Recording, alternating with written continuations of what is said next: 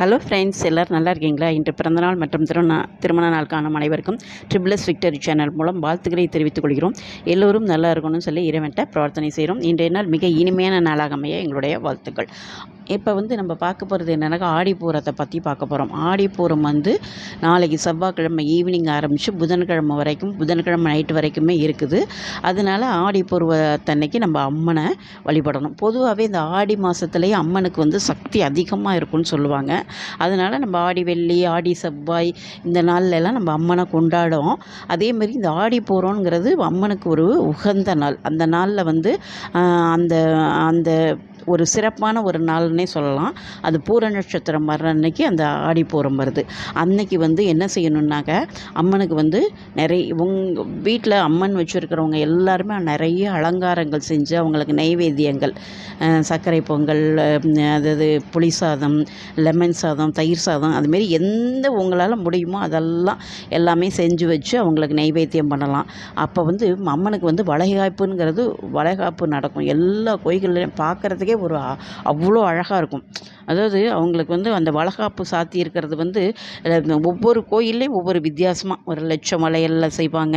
எத்தனையோ ஆயிரக்கணக்கான வளையல்களில் வளைகாப்பு போடுவாங்க. ரொம்ப அருமையாக இருக்கும்.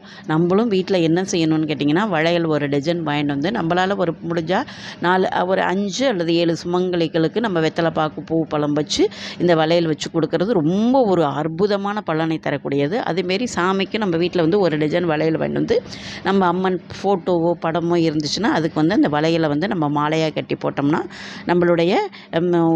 நம்மளுக்கு அவ்வளோ ஒரு நல்ல ஒரு அருளை கொடுக்கக்கூடியவங்க அம்மன். அவங்களுக்கு நம்ம இதை செய்யணும். ஆடி பூரத்தன்னைக்கு இதை செஞ்சோம்னா ரொம்ப விசேஷமாக இருக்கும்.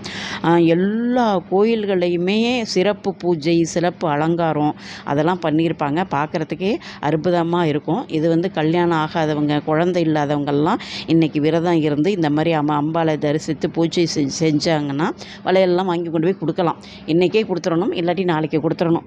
ஒவ்வொரு கோயில்லையும் ஒவ்வொரு மாதிரி வளைகாப்பு போடுவாங்க. அதனால் முன்னாடியே கொண்டு போய் வளையல் வாங்கி உங்களால் எவ்வளவு வளையல் வாங்க முடியுமோ வாங்கி கொண்டு போய் அம்மனுக்கு கொடுத்தீங்கன்னா அவங்க வளைகாப்பு சாத்துவாங்க. அதில் உங்களுடைய இந்த குழந்தை இல்லாதவங்க, அந்த திருமணமே நடக்கலை அப்படிங்கிறவங்களுக்கெல்லாம் நிச்சயமாக அதற்கான வாய்ப்புகள் நிறைய இருக்கும். அம்மனுக்கு வளையல் வாங்கி கொடுத்து வேண்டிக்கலாம். அதாவது இந்த ஆடி மாதத்தில் சக்தி அதிகமாக இருக்குதுன்னு சொல்லியிருக்கேன்.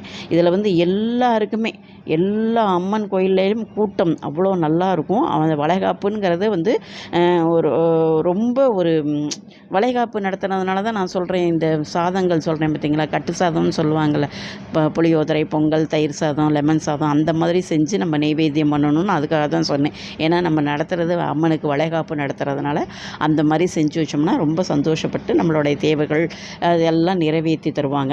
அதனால் நம்மளால் முடிஞ்ச அளவுக்கு நம்ம வளையல் வாங்கி கொண்டு போய் கொடுக்கலாம், நம்ம வேண்டிக்கலாம். நம்ம வீட்டில் உள்ளவங்களுக்கு கல்யாணம் ஆகலை, குழந்தை பிறக்கணும்னு நல்லா வேண்டிக்கிட்டு அம்மனுக்கு நம்ம நல்லா வழிபட்டோம்னா நம்மளுடைய இந்த கஷ்டங்கள்லாம் தீந்துடும். நிச்சயமாக குழந்தை பிறக்கும், நல்ல வரன் அமையும். இந்த மாதிரி இருக்கணும். இதில் நம்ம அஸ் யூஷுவலாக வீட்டில் இந்த மாதிரி மாதத்தில் ஆடிப்பூரத்தில் நம்ம பூஜை செஞ்சால் போதுமே ஒழிய ரொம்ப ஒரு இதெல்லாம் தேவையில்லை. இதே மாத்திரம்தான்.